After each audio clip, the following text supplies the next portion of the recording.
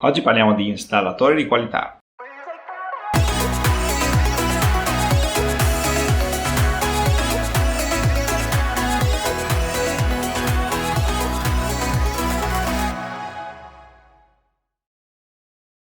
Ciao a tutti e bentornati su andreapiccinelli.net. Oggi continuiamo la serie dedicata alla qualità del fotovoltaico, accantonando la parte di materiali di cui abbiamo già parlato nei video precedenti e parlando di un fattore che probabilmente è il più determinante nella realizzazione di un impianto fotovoltaico di qualità, cioè l'installatore. Valutare la qualità di un installatore a priori è un po' difficile, lo ammetto, perché dell'inverter, dei pannelli ci sono le schede tecniche, purtroppo le schede tecniche degli installatori non ci sono. Quindi oggi vediamo un po' di indicatori di qualità a cui dovreste stare attenti quando valutate le offerte delle varie aziende. Tutte le informazioni di cui vi parlo le sto raccogliendo personalmente attraverso l'archivio installatori di qualità di cui vi parlavo nei video precedenti, creandomi, tra virgolette, le mie schede tecniche degli installatori. Quindi, come vi ho già detto in precedenza, se volete consigli su installatori in zona a cui chiedere preventivi di qualità verificata, poi ovviamente i casi sfortunati capiteranno sempre comunque anche ai migliori installatori, però se volete un punto di partenza per iniziare a chiedere le offerte potete contattarmi utilizzando il modulo di contatto che trovate in descrizione. Quindi vediamo cosa e come io personalmente valuto nell'attività di un installatore per definirlo un installatore di qualità o meno. Queste valutazioni sono frutto della mia esperienza personale, quindi sarei contento che mi lasciaste nei commenti che cosa ne pensate di queste valutazioni e se magari per voi esistono altri indicatori più importanti che mi sono dimenticato. E in ogni caso, parlando comunque di persone, anche un installatore di comprovata qualità può fare i suoi errori, quindi cerchiamo di capire come ridurre al minimo questa possibilità. Insomma, partiamo dal primo punto che io ritengo molto importante, cioè l'esperienza. In qualsiasi lavoro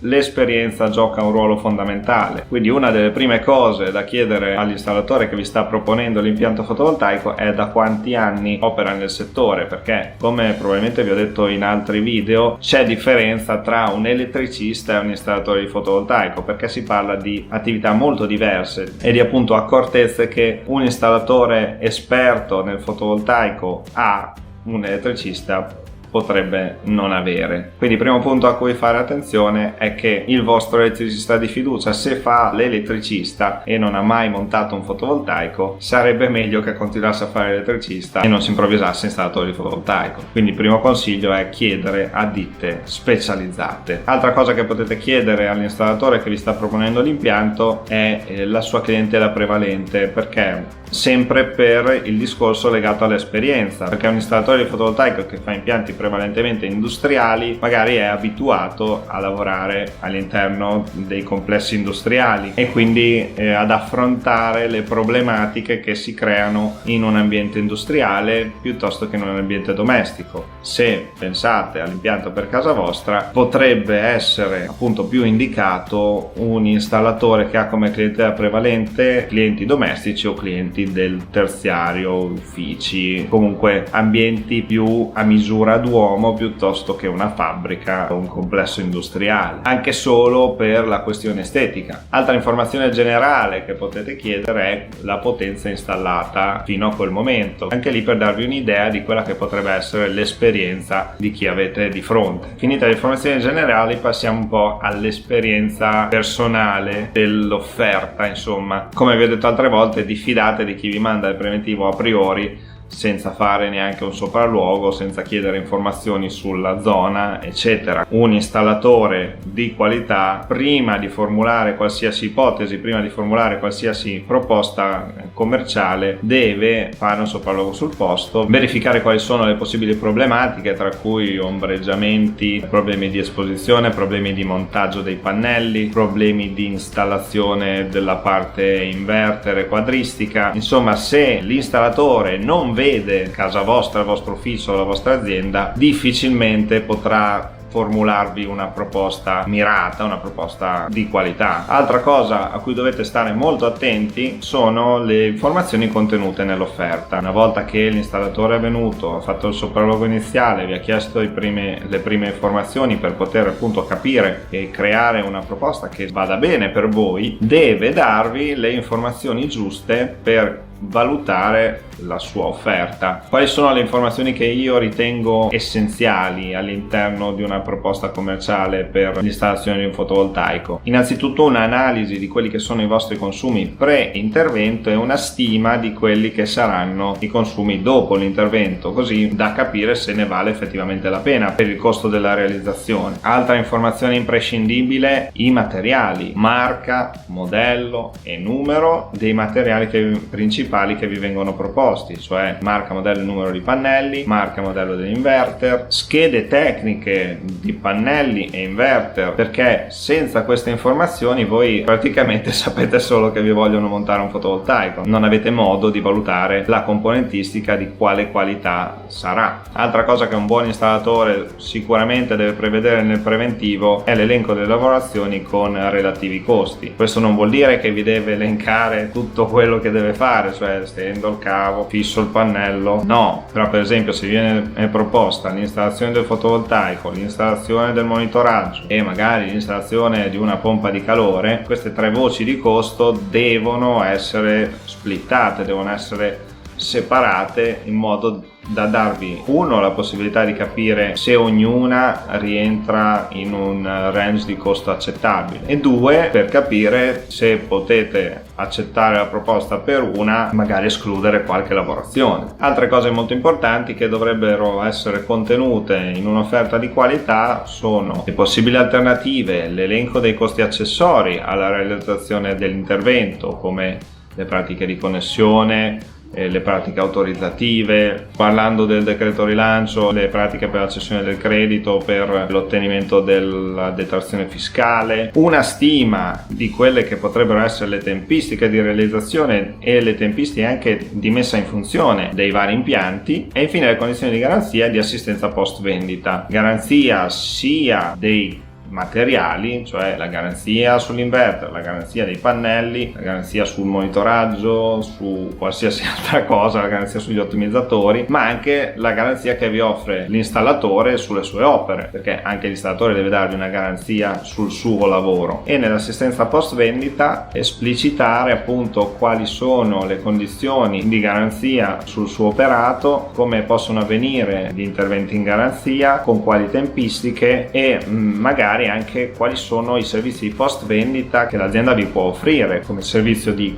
controllo dell'impianto, come monitoraggio, oppure il servizio di pulizia annuale, oppure la gestione ordinaria o straordinaria dell'impianto a livello burocratico. Insomma, tutti i servizi post vendita che sono compresi nel prezzo dell'impianto o che possono essere aggiunti a pagamento. Una cosa che mi rendo conto non è poi troppo comoda da realizzare o troppo facile per il cliente finale è chiedere all'installatore qualche esempio di installazione realizzata. Io personalmente, tra le verifiche che faccio sugli installatori che vogliono iscriversi all'archivio installatori di qualità, chiedo le foto di interventi realizzati in modo da vedere più o meno la qualità installativa che viene messa in campo dai loro tecnici. Per il cliente finale questo potrebbe essere un po' difficile da chiedere, però magari l'azienda ha un sito web dove c'è una fotogallery e si possono vedere i lavori realizzati, oppure anche solo chiedendoglielo magari qualche esempio di installazione ve lo può fornire. Dalle foto degli impianti realizzati si capisce più o meno qual è la cura che viene posta nella realizzazione, le soluzioni che vengono utilizzate, magari anche quali inverter l'installatore preferisce, insomma quali sono i componenti che di solito usa e tanti altri piccoli dettagli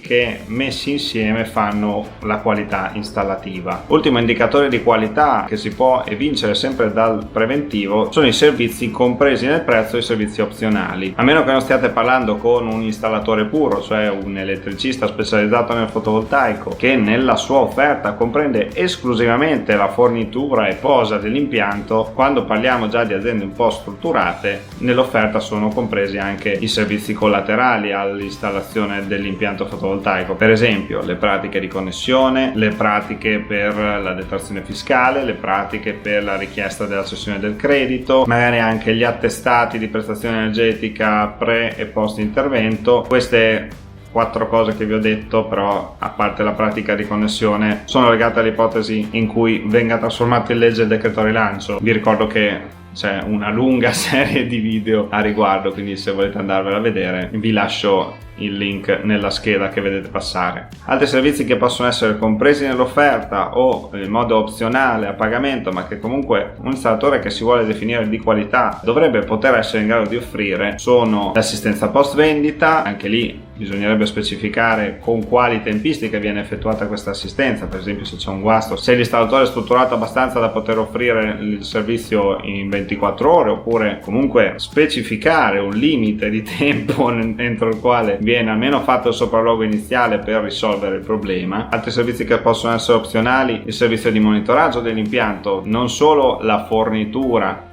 del monitoraggio ma anche il controllo mensile, settimanale, giornaliero, annuale di quella che è la produzione, i servizi di gestione ordinaria e straordinaria, magari non parlando di impianti domestici perché quelli hanno bisogno di veramente poca gestione a livello burocratico quando si tratta di ordinaria amministrazione, però magari andando un po' più su, andando su impianti un po' più grandi, già sopra i 20 kW ci sono degli adempimenti annuali importanti, un po' complessi, e un'azienda che vende impianti chiave in mano può offrirvi anche questo tipo di servizio. Ultima ma non ultima, le pulizie periodiche. Questo è un servizio che viene fatto da diverso tempo da molte aziende, ci sono anche delle aziende puramente specializzate su questo tipo di attività. Per impianti domestici la pulizia per evitare cali di rendimento dell'impianto dovrebbe essere fatta su base annuale o in zone particolarmente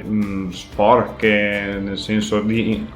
inquinamento o polvere o altro, magari su base semestrale. Poi nel tempo si vede qual è la frequenza necessaria per le pulizie. Per impianti più grandi, già se si parla del fatto che l'impianto è un investimento, già lì si può andare a valutare una scadenza di pulizie un po' più ravvicinata. Però in generale, se parliamo del vostro impianto fotovoltaico sul tetto, dandoci un'occhiata ogni tanto, una pulizia all'anno già vi dà la tranquillità che la produzione non sia compromessa dalla sporcizia. Bene, questi erano complessivamente tutti i parametri che io valuto nel giudicare la capacità e la qualità di un installatore di fotovoltaico. Fatemi sapere nei commenti che cosa ne pensate, se siete d'accordo sulle valutazioni, se aggiungereste qualcosa, se ritenete superfluo qualcosa di quello che ho detto, se ci sono dei servizi in più che ritenete indispensabili per definire un installatore di qualità. Vi ricordo, come ho fatto all'inizio, dell'archivio di installatori di qualità che sto curando, sta crescendo ogni giorno.